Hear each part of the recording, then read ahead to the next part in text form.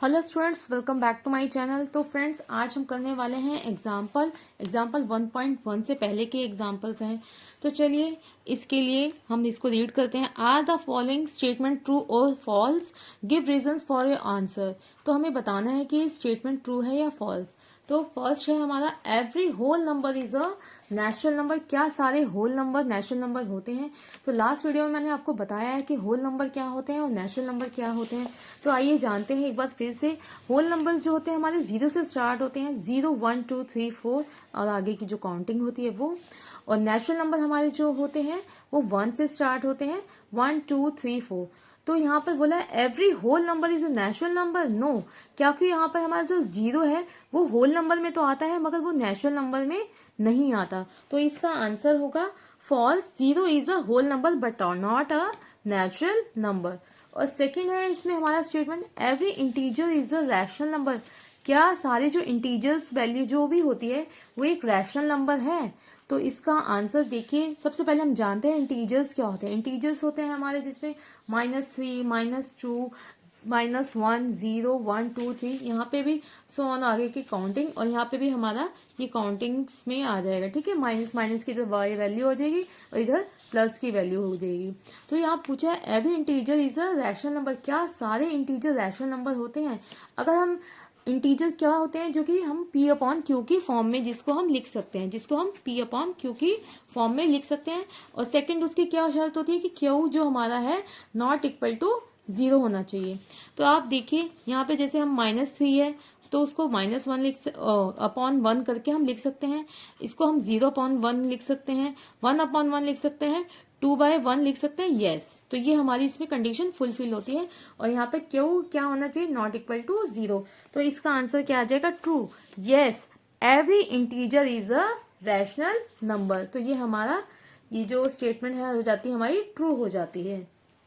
तो यहाँ पर हम इसको लिख सकते हैं, because every integer we can express in the form of P upon Q and Q not equal to 0। अब थर्ड हमारी कंडीशन, थर्ड हमारी स्टेटमेंट है, every rational number is an integer. क्या सभी रैशनल नंबर जो होते हैं वो इंटीजर्स होते हैं? तो रैशनल नंबर आइए हम एग्जांपल के रूप में ले लेते हैं। जैसे हम मान लेते हैं 1 अपॉन में 2 है, तो रैशनल नंबर है, ये हमारा क्या है? एक रैशनल नंबर।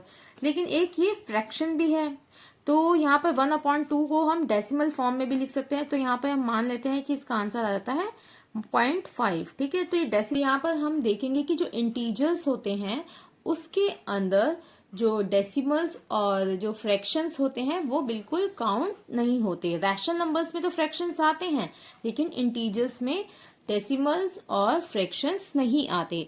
तो इसका आंसर क्या हो जाएगा? No, every rational number is not an integer. क्योंकि इंटीजर्स में क्या है, हमारी वैल्यू ये होती है माइनस पॉजिटिव वैल्यू और इसके अंदर 0 भी आएगा। ठीक है, तो सारे जितने रैशनल नंबर्स जो होंगे वो हमारे इंटीजर्स नहीं होते। आई थिंक आपको ये अभी अच्छे से क्लियर हो गया होगा। हमारा नेक्स्ट एग्जाम्पल है, 5 रैशनल नंबर्स निकालने हमें बिटवीन 1 एंड 2 के। 1 एंड 2 के हमें 5 रैशनल नंबर्स निकालने हैं। तो यहाँ पर कितने निकालने हैं हमें? 5। तो ऐसा करेंगे तो 5 + 1 कितना हो जाएगा? 6। ठीक है, तो ये यहाँ पे 6 को ध्यान में रखना है। और 1 और 2 के निकालने हैं। 1 हमने यहाँ लिखा और हमने 2 यहाँ लिख देना है। तो उसके नीचे क्या आ जाएगा? यहाँ पे कुछ नहीं है तो 1 1 लगा देंगे। ठीक है, डिनोमिनेटर क्या हो जाएगा हमारा दोनों का? 1 1। और हमें क्या लाना है? नीचे 6। नीचे 6 से मल्टीप्लाई करेंगे तो ऊपर भी किससे कर देंगे? 6 से मल्टीप्लाई। तो यहाँ पे भी हमारा क्या होगा? 6 6 से मल्टीप्लाई हो जाएगा ऊपर नीचे। तो इसका क्या आ जाएगा? 6 अपॉन में 6। और यहाँ पे क्या आ गया? 12 अपॉन में 6।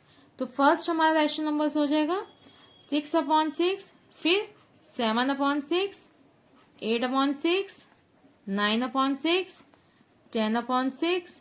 ठीक है, तो ये 1 2 3 4 5 मतलब इतने सारे हमारे ये जो बीच में ये सारे हमारे रैशनल नंबर्स निकल जाएंगे। तो आप देख सकते हैं कि कोई भी, चाहे 1 और 2 है, ये काउंटिंग का ये नेक्स्ट नंबर ही था, लेकिन उसके बीच में हमारे बहुत सारे जो रैशनल नंबर्स होते हैं वो हम उससे निकाल सकते हैं। बहुत ही इजी और सिंपल तरीका बताया है। आई होप ये आपको अच्छे से समझ आ गया होगा।